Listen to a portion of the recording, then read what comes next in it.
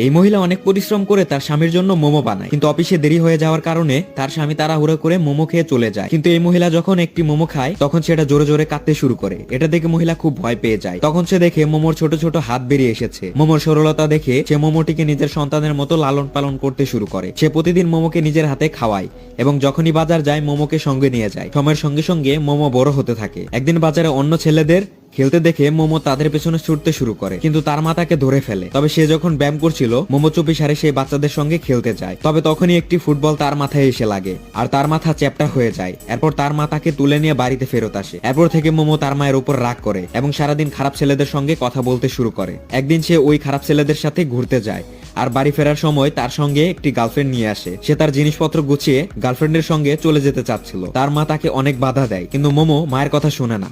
এতে তার মা প্রচুর রেগে যায় আর রেগে গিয়ে মোমোকে তুলে খেয়ে ফেলে। তো বন্ধুরা, ভালো লাগলে লাইক সাবস্ক্রাইব করিও।